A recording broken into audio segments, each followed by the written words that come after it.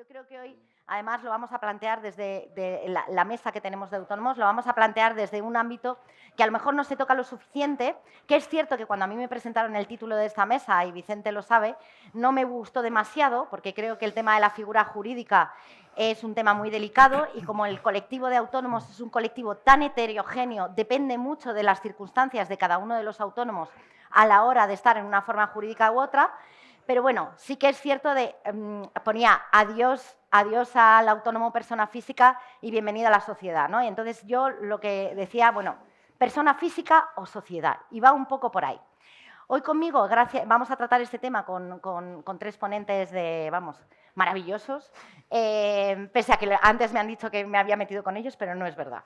Entonces, os los voy a presentar, voy a empezar por el final. Nunca me acuerdo de tu apellido, Daniel Puello, ¿vale? Que es abogado de la Unión General de Trabajadores, de UGT, y que además está realizando labores de asesoramiento y defensa para la Comisión Ejecutiva Confederal. Es profesor de Derecho del Trabajo y de la Seguridad Social en la Universidad Rey Juan Carlos de Madrid.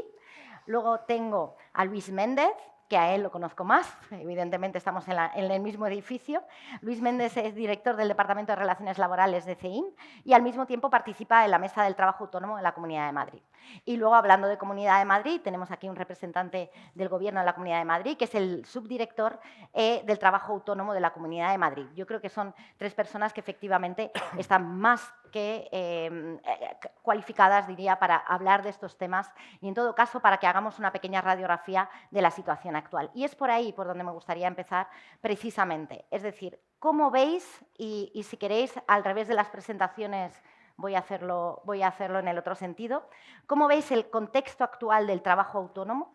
En general, ¿cómo veis el contexto de incertidumbre actual? Sé que el término incertidumbre ahora está muy manido, pero yo creo que es importante verlo y, sobre todo, y luego me dirigiré más a ti, Agustín, ¿qué es lo que hace que la Comunidad de Madrid tenga un comportamiento diferencial con respecto al emprendimiento y al trabajo autónomo, con respecto a lo que estamos viendo en la evolución de autónomos, que los datos no son muy halagüeños en los últimos meses, pero también por ese contexto, como decíamos, pues todos sabemos que salimos de una pandemia, que después de la pandemia viene una guerra, ya solo nos falta un tsunami en el Manzanares, pero quiero decir que estamos en una situación muy compleja y, efectivamente, yo creo que es bueno que primero me deis una primera impresión, ¿no? del trabajo autónomo. ¿Cómo lo veis? ¿Creéis que está en una situación que se le está llevando un poco a la extinción, digamos, a la figura del trabajo autónomo? Agustín. Bueno, buenas tardes. Bueno, en primer lugar, muchas gracias a la organización del Congreso y a los gestores administrativos por organizar este Congreso. Enhorabuena a la organización y gracias por invitar a la Comunidad de Madrid para poder participar y resolver estas preguntas tan fáciles que nos plantean, y que es un gusto estar aquí a esta hora de la tarde para darles una respuesta. A ver, yo creo que para contextualizar, y luego a lo mejor los otros ponentes tienen más criterio para ofender, porque yo, pues, digamos, yo puedo hablar de mi libro. Yo vengo a hablar de mi libro, entonces mi libro está determinado y limitado, ¿no? En esa tesitura, los autónomos, pues, como sabes, hay una serie de normativa que incluso excede del ámbito de la Comunidad de Madrid, o sea, la forma jurídica en la que un autónomo, un emprendedor, como se quiera llamar, quiere iniciar su actividad económica. La Comunidad de Madrid tiene poco que hacer ahí, ¿de acuerdo? Es una opción. Desde la Comunidad de Madrid lo que sí se trata es de facilitar que cualquier persona pueda emprender, pueda iniciar una actividad económica, elija la opción que elija, y desde la libertad de la persona para optar por una forma jurídica u otra. Que desde un determinado ámbito se quiera promocionar o potenciar una figura u otra, eso ahora mismo es algo que se escapa de la Comunidad de Madrid y que se escapa de mi ámbito de actuación, ¿no? A partir de ahí, la situación de los autónomos como personas físicas en la Comunidad de Madrid, yo creo que si quieres luego más tarde entramos en ese hecho diferencial que querías comentar, sí. Lo dejamos luego para... ¿vale? Pero sí que es verdad que el ánimo es, y y yo creo que en todas las políticas que se llevan a cabo en la Comunidad de Madrid, es atraer cualquier tipo de actividad económica que cree riqueza y que cree puestos de trabajo y que la gente quiera realmente establecerse en la Comunidad de Madrid. Esa situación, ¿qué es lo que determina? Que en cualquiera de sus formas jurídicas, los autónomos, y eso a través del barómetro de ATA, por ejemplo, que vosotros lo conocéis bien, entonces no te voy a dar los datos de los cuales yo me he basado para estudiarlo, entonces eso los voy a obviar y si queréis los comentáis y los habréis comentado ya. Realmente la Comunidad de Madrid es la que, incluso a niveles de prepandemia, es la que realmente tiene un mayor crecimiento. Las causas de ese crecimiento, pues eso te lo digo más adelante. Estupendo. Luis. Muy bien, Celia. Bueno, muchas gracias al Colegio de Gestores Administrativos. Felicitaciones por vuestro poder de convocatoria, realmente espectacular a esta hora. Y bueno, esta es una de las veces en que la moderadora es quien sabe más que los ponentes, así que da un poco de apuro, pero bueno, si tenemos que hacer una radiografía de los autónomos, hay que decir que se dice que son malos tiempos para los autónomos, pero cuando no lo son, ¿no? Cuando uno se juega todo en una idea, en una actividad económica. Con lo cual, sí que los datos efectivamente del último año han sido bastante negativos para el colectivo de autónomos. A nivel nacional se han perdido más de 100.000 personas en autónomos, según la EPA. E incluso en la Comunidad de Madrid, que efectivamente es una isla de dinamismo económico, pues ha perdido 4.000 autónomos. Es decir, que son tiempos complicados, tiempos caracterizados por subidas de las cotizaciones, por este mecanismo de equidad intergeneracional que podemos llamarle impuesto, por ejemplo, para no caer en la neolengua habitual. Con lo cual son tiempos en los que si contratas a alguien pues tienes un pasivo superior, porque la reforma laboral pues acertadamente ha tendido hacia los contratos indefinidos, pero eso evidentemente es un pasivo que tienes que tener en la cuenta. Entonces, tiempos complicados, pero tiempos en los que hay que ser más valiente, en los que hay que salir adelante y apostar por la idea si conocemos bien lo que vendemos y si conocemos bien los clientes a los que vendemos. Madrid tiene una composición de los autónomos un poco diferente en relación con la media nacional, porque es una comunidad autónoma donde es muy preponderante el sector servicios, casi 11 puntos por encima de la media nacional. Sobre todo, esos 11 puntos vienen de que aquí prácticamente no tenemos autónomos agrarios, muy pocos, y sin embargo, obviamente, en otras provincias mucho más. Así que en los últimos datos del paro, por ejemplo, que hemos conocido el día 2 de febrero, si nos dicen que todo el paro causado ha sido en el sector servicios, pues lógicamente hace que una comunidad autónoma donde el sector servicios es tan importante y que los autónomos tienen 11 puntos más de presencia, pues haya caído lógicamente el empleo en Madrid y hayan caído los afiliados al régimen de autónomos. Además, es otra característica diferencial y positiva de nuestra comunidad autónoma es que aquí hay más extranjeros autónomos que en otras provincias. Aquí, por supuesto, con este polo de atracción de inversión y de empleo, que es la Comunidad de Madrid, cada vez más diferenciada del resto de España en relación a su crecimiento económico y de empleo, pues hace que sea una tierra de oportunidades para todos los que venimos de otras provincias y también para todos los que vienen de otros países. Y los que vienen de otros países, que lo conoce Agustín perfectamente, son muy emprendedores, son personas que tienen una voluntad, desde luego, de superación, pues de salir de un país muy complicado por la razón económica, familiar que sea, y entonces cuando vienen aquí inmediatamente, pues esa opción del autónomo, que nosotros lo contemplamos a veces como el último salvavidas, para ellos es un modo de vida perfectamente prioritario, ¿no?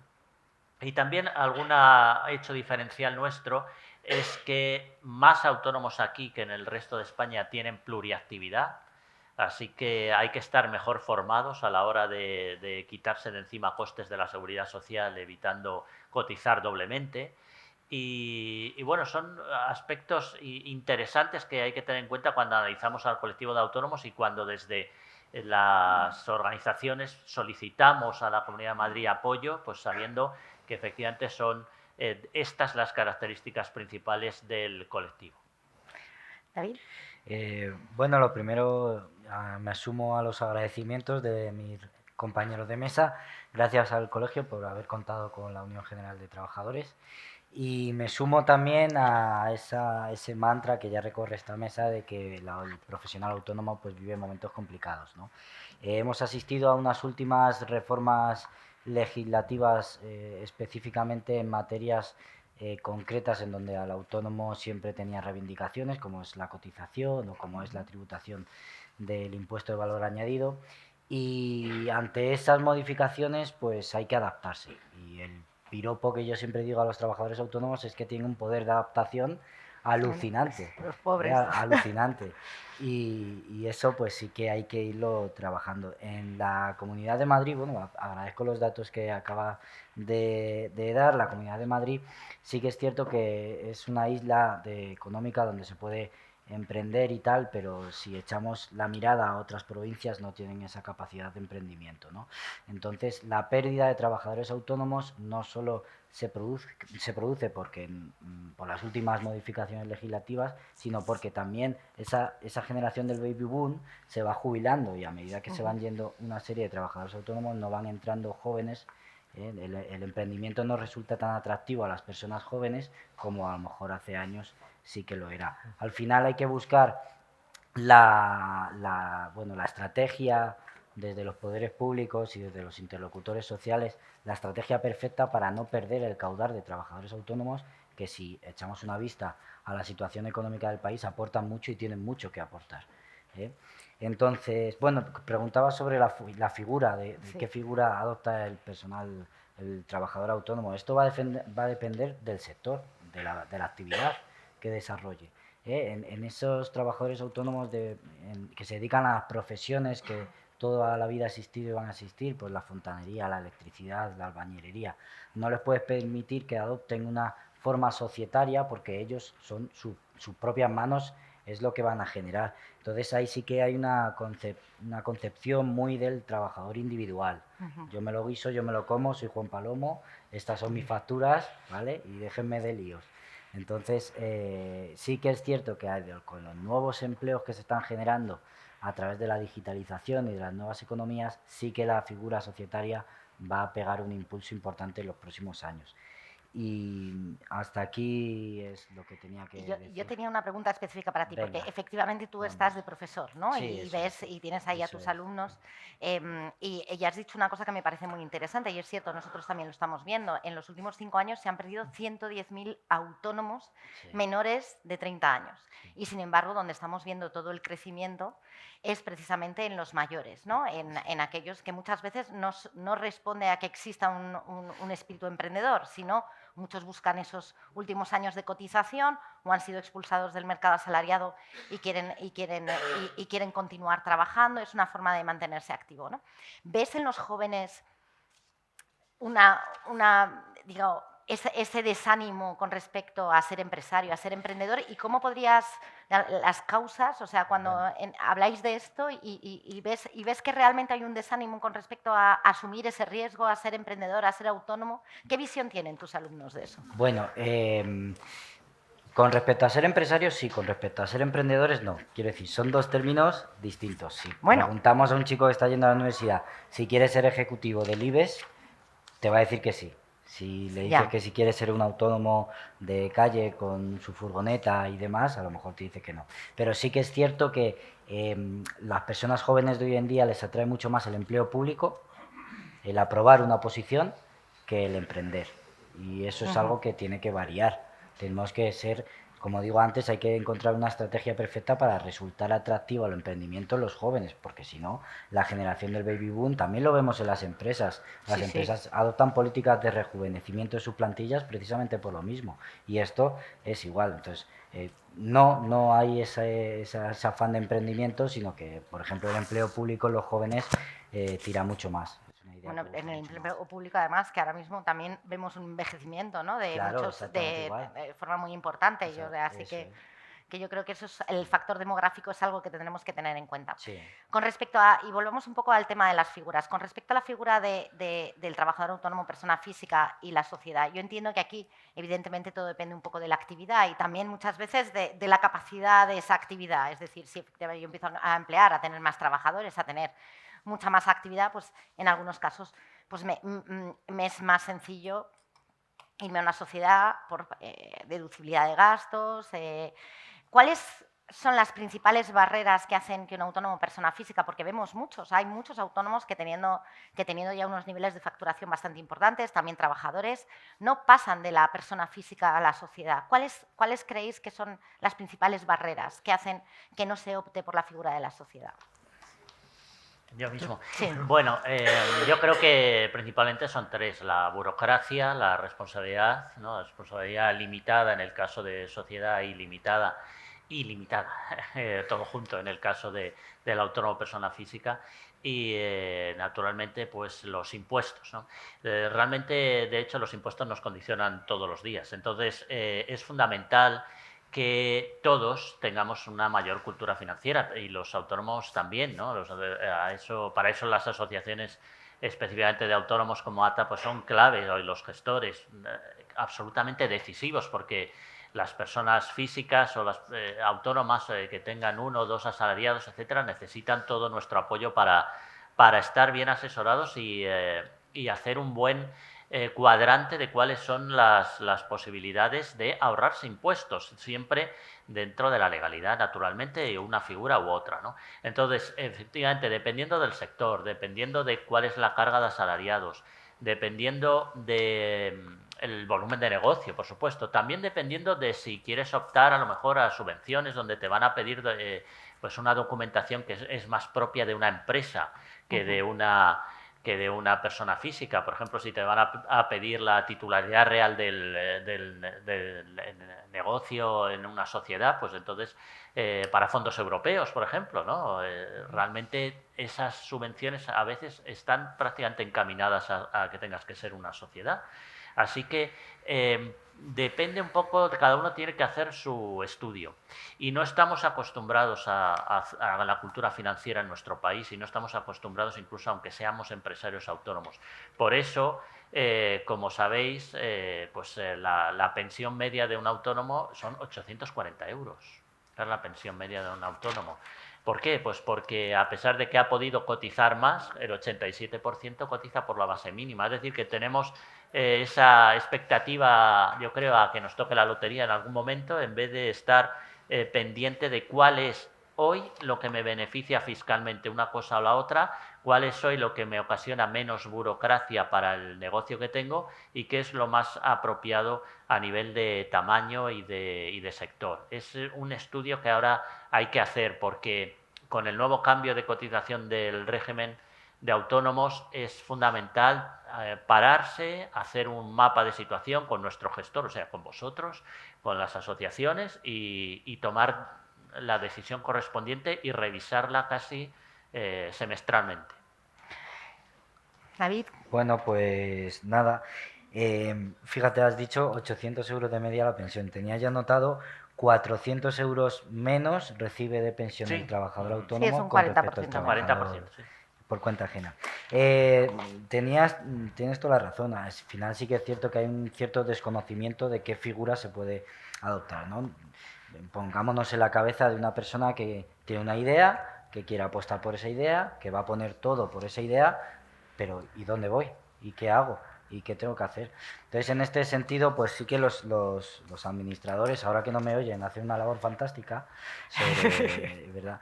Pero, y aparte las asociaciones, ATA, UPTA, pero aparte yo sí que vengo a reivindicar un asesoramiento público de las oficinas de empleo público que están ahí, que se debe acudir a ellas también y que deben de prestar labor de asesoramiento íntegra a los profesionales autónomos si, como decía, se quiere seguir perdurando la figura del autónomo y quiere seguir estando ahí el autónomo.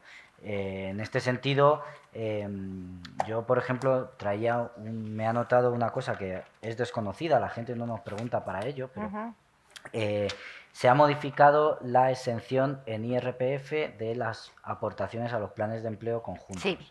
El trabajador por cuenta ajena puede aportar para 8.500. desgravarse 1.250, que lo han reducido, y el trabajador autónomo 4.250 euros. Con lo cual esto puede ser fiscalmente algo muy beneficioso, porque ¿por qué voy a cotizar más los últimos años subiéndome la cuota de seguridad social si puedo aportar a un plan de pensiones de este tipo, ¿no? ATA, por ejemplo, tiene uno que está muy bien, que lo he visto. Entonces, este tipo de ingeniería es lo que necesita el profesional autónomo para supervivir y para seguir vivo. Sí, efectivamente. Yo creo hay una cosa muy positiva, creo que dentro de la reforma del RETA, yo sé que muchos diréis, madre mía, ¿cómo puede ser positiva la reforma del RETA? ¿No? Pero primero porque creo que con la pandemia muchos autónomos fueron conscientes al tener que pedir ayudas, el cese de actividad, etcétera, de la importancia de la cotización, ¿no? Porque precisamente el haber cotizado por cese de actividad, muchos de ellos es lo que les permitió acceder a estas ayudas. Y luego con la reforma del RETA, por primera vez, es cierto que hasta ahora, y no sé si aquí los gestores, luego si queréis lo hablamos, pero los gestores de alguna forma solo estaban ahí para hacer las declaraciones, etcétera, cuando aquí realmente va a tener que haber una estrategia, ¿no? Va a tener que haber una estrategia de cotización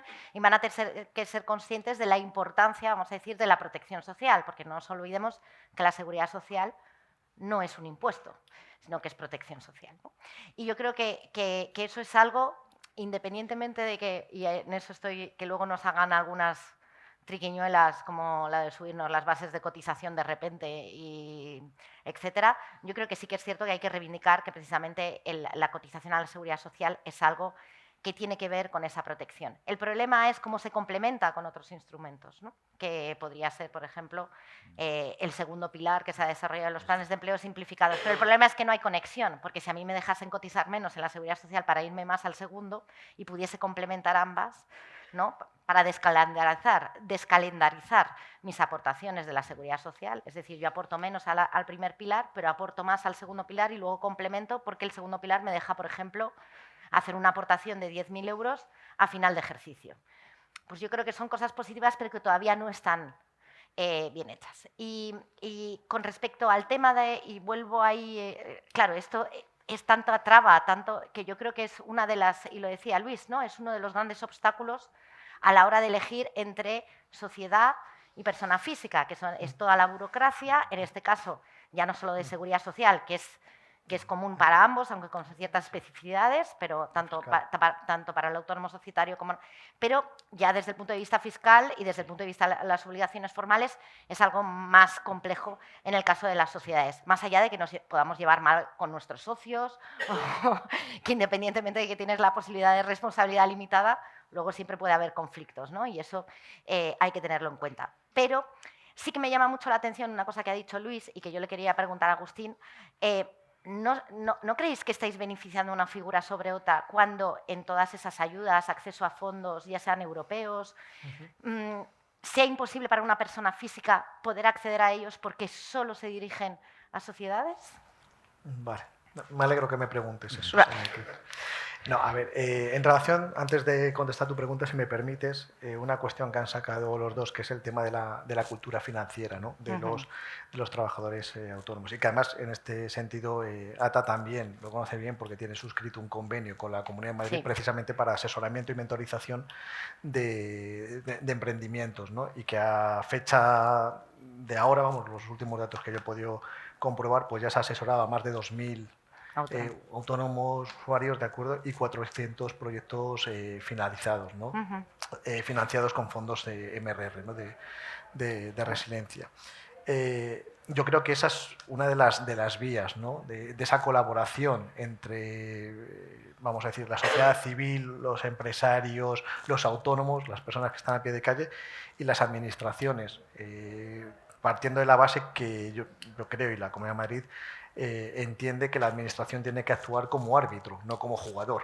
Al final lo que tiene es que hay una serie de reglas, algunas establecidas, impuestas y no determinadas por la Comunidad de Madrid, pero lo que tiene que hacer es que, en la medida de lo posible, se favorezca toda esa actividad económica, que es lo que decía anteriormente.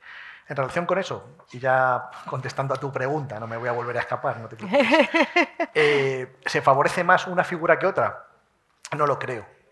Yo, desde mi experiencia como subdirector general de autónomos, precisamente en la Comunidad de Madrid, o sea, nadie se preocupa más de los autónomos en la Comunidad de Madrid que mi unidad. O sea, y mi gente. O sea, y Luis puede dar fe, que me conoce hace tiempo. O sea, no, pero en serio, sí que es verdad que desde la parte de la Comunidad de Madrid creo que hay un componente de apoyo al sector claro, creo que permanente y además creo que demostrable.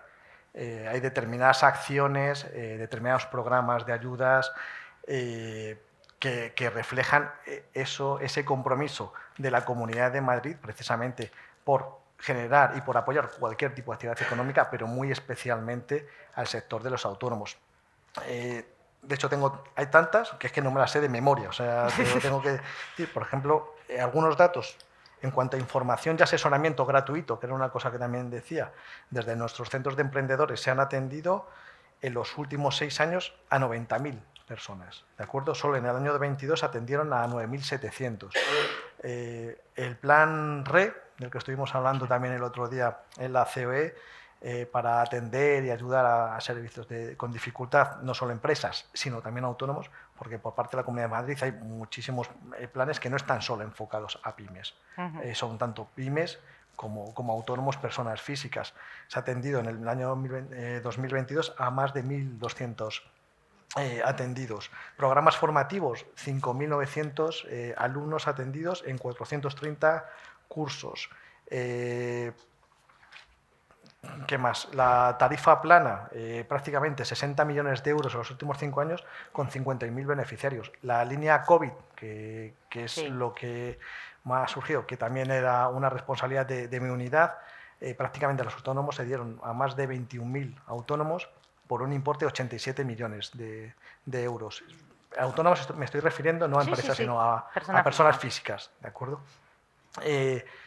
Entonces, aparte de la gestión de las ayudas, bonificación de cuotas, ayudas para los que se constituyen por cuenta propia, los convenios y la ayuda de financiación con Aval Madrid, que es tanto para los nuevos autónomos, 2.000 en relación tanto nuevos autónomos como autónomos ya constituidos, por valor de los nuevos autónomos de 12 millones y medio de importe financiado y 80 millones de importe concedido para los autónomos que ya estuvieran constituidos y que quisieran impulsar su actividad.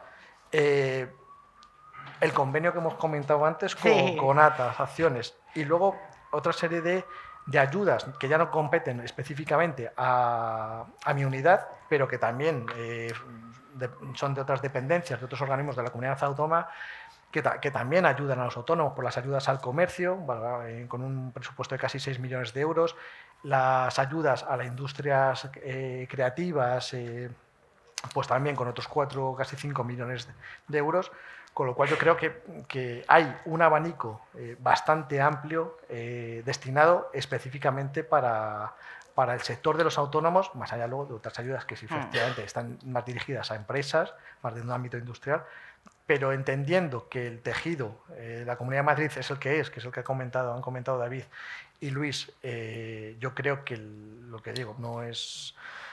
creo que es demostrable, ¿no? Esto es como cuando los abogados van a juicio, ¿no? Y terminan el alegato y dicen, señor del jurado, estos son los datos y son irrefutables. O sea, claro, totalmente. Y volveré un poco al tema de la cultura financiera, que me ha parecido muy interesante, ¿no? No solo cultura financiera, pero también, o sea, antes hablaba de incertidumbre económica, yo creo que uno de los grandes problemas del autónomo ahora mismo es la incertidumbre normativa, ¿no? La hiperinflación, igual que muchas veces se pierden en tantas ayudas, y es muy difícil determinar aquellas en las que evidentemente puedes optar, no optar, porque hay algunas que se solapan, hay algunas que no son compatibles, es decir, son cosas que yo creo que ahí la administración tiene que hacer un ejercicio, también los asesores y la gente que estamos ahí monitorizando, de ayudar, y los gestores administrativos a identificar o a simplificar el acceso a esas ayudas y acompañar en la tramitación, que yo creo que es el truco O sea, al final lo que vemos es que realmente hay mayores beneficiarios cuando hay un acompañamiento, ¿no?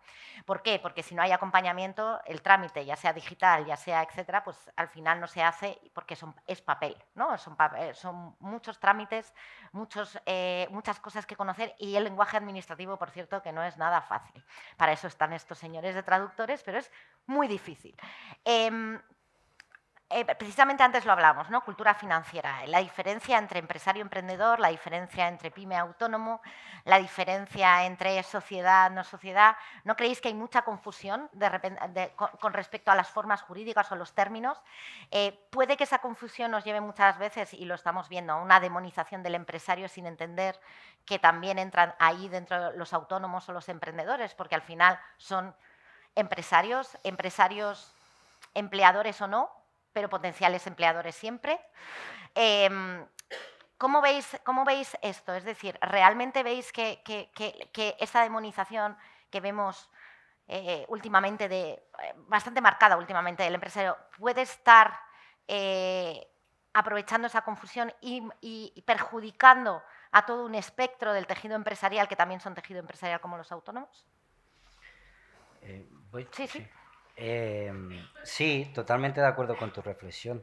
Al final, como dice el refrán, pagan justos por pecadores, ¿no? Parece que el ser trabajador autónomo es un cajón desastre donde metemos ahí todo el mundo y toda aquella persona que no tenga una nómina está en ese cajón desastre. Y eso provoca, como tú dices, incertidumbre y desconocimiento de saber cuáles son las posibilidades que tiene uno de emprender o de llevar a cabo una actividad hecha por sus propias manos, ¿no? Y la parte de demonizar que decías tú, pues totalmente, o sea, los trabajadores autónomos han sido demonizados en muchas ocasiones y de manera totalmente injusta. Yo a mis alumnos, cuando les explico la diferencia entre cuenta ajena y cuenta propia, siempre les digo lo mismo. Si tú contratas una persona, eres empresario. Si no, vas a ser trabajador.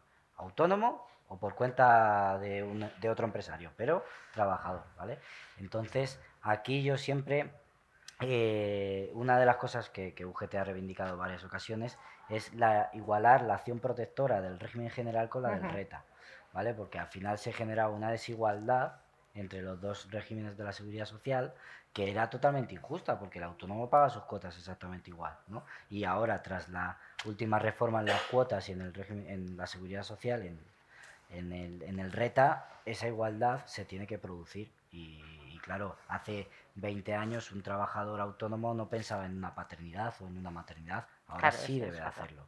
Y para esto has apuntado muy bien la COVID, la pandemia. Efectivamente, el cese de actividad, la prestación por cese de actividad fue muy bien acogida por todos los trabajadores autónomos y entonces esa conciencia cambió, ¿no?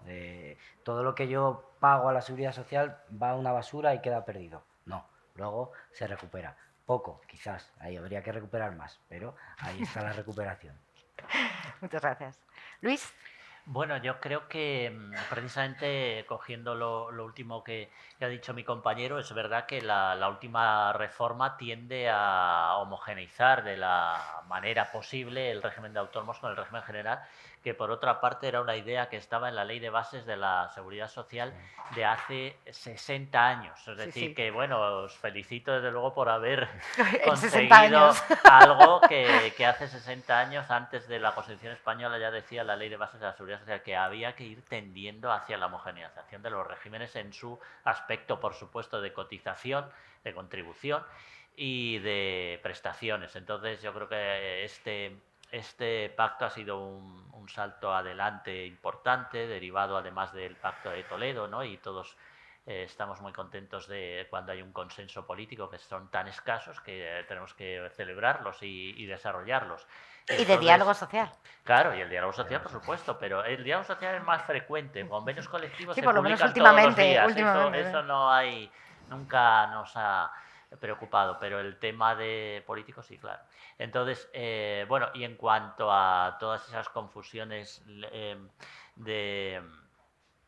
lingüísticas, pues bueno, como todo el mundo sabe, probablemente el término emprendedor pues ha sido demasiado utilizado para evitar la palabra empresario, para evitar la palabra autónomo y bueno, pero vamos, todos los que están aquí saben perfectamente de lo que estamos hablando, porque todo al final en el BOE, ¿no?, es donde las cosas se llaman por su nombre y donde todos tenemos claro pues cuando una persona es autónomo, cuando es empresario y emprendedor también, pues es una cuestión más bien terminológica y más moderna, más chic, si queremos, ¿no? Sí. Pero al fin y al cabo ajena a lo mejor a vuestro día a día.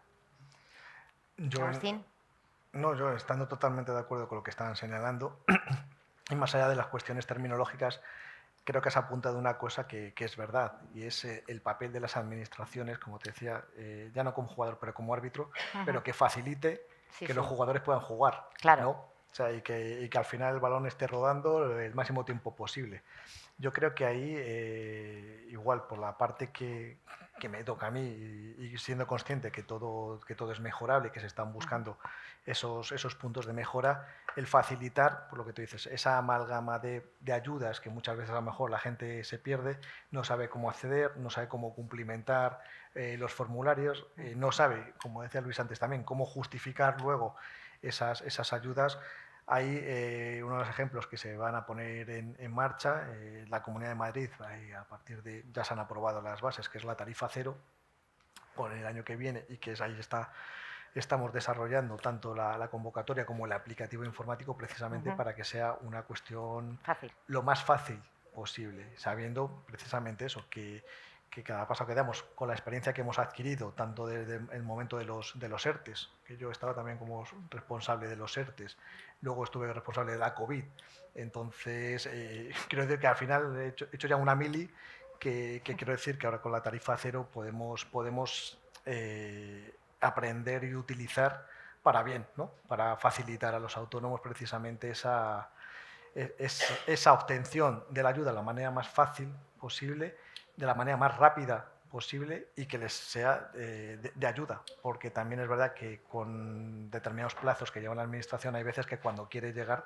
es muy difícil salvar al enfermo. Yo creo que ahí la agilidad para poder llegar y lo que decía antes, con la línea COVID creo que se ha demostrado que en un momento determinado cuando se puede hacer ágil, la utilidad es todavía exponencialmente mayor. Bueno, ya para finalizar, porque tampoco nos vamos a prolongar mucho y yo sé que luego ya me van a empezar a llamar, me gustaría haceros dos preguntas. Una, la primera es un poco complicada, ¿seríais autónomo? Y segundo, si lo fueseis, ¿qué figura elegiríais? Yo mismo. Sí. Yo sí sería autónomo, pero siempre me asesoraría, desde luego, con todos los que estamos aquí, con vosotros, porque desde luego es imposible entrar en toda la maraña de cuestiones fiscales, laborales, tema de pensiones privadas también, en fin. Me asociaría a ATA también. En fin, haría un montón de cosas para intentar tener el mejor asesoramiento posible.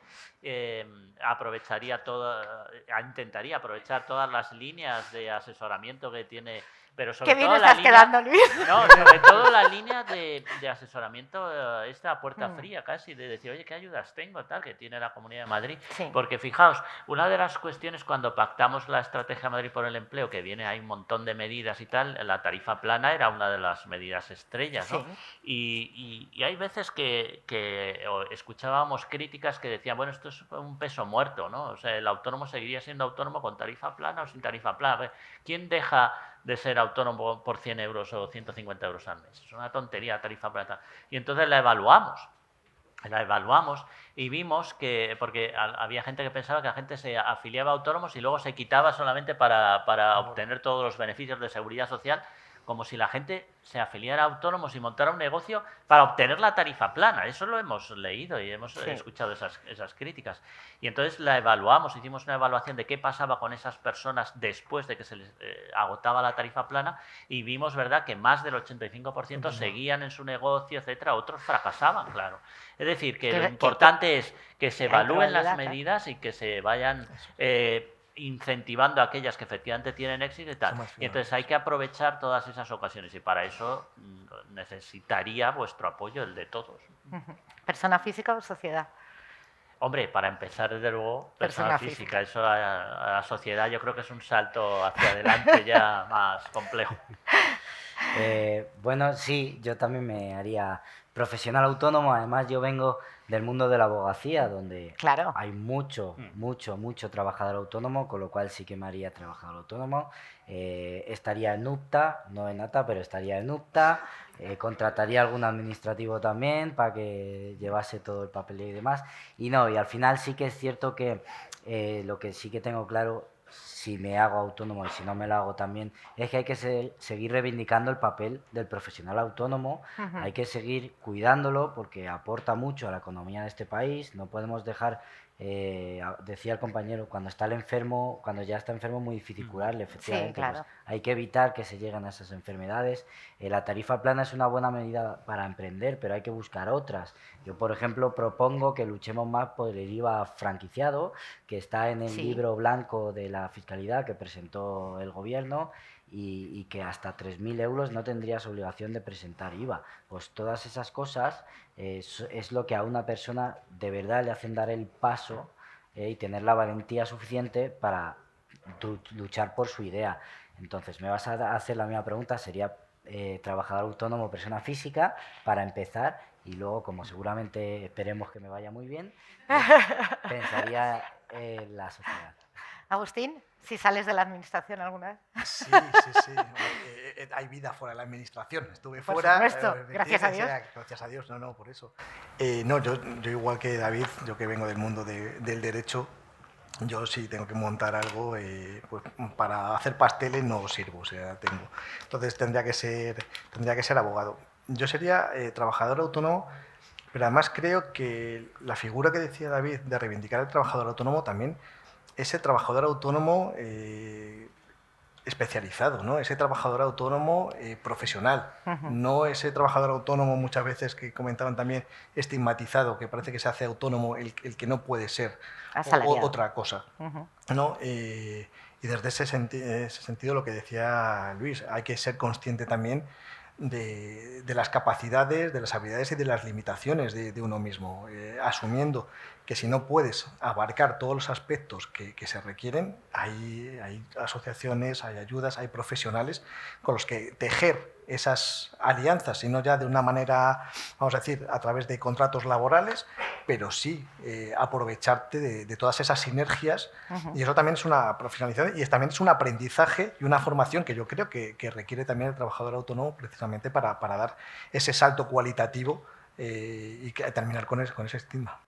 Perfecto. Y además, una de las cosas es que se trata poco, y otro día podríamos hablar de esto, ¿no? Del fracaso empresarial, no solo de efectivamente empezar, sino cómo cerrar, que yo creo que es la gran lección todavía pendiente, cómo llevar bien ese cierre y efectivamente cómo directamente enganchar con segunda oportunidad, pero no tiene sentido perder todo ese talento de alguien que ya ha fracasado y que ya ha visto cuáles son los errores que se podían cometer, ¿no?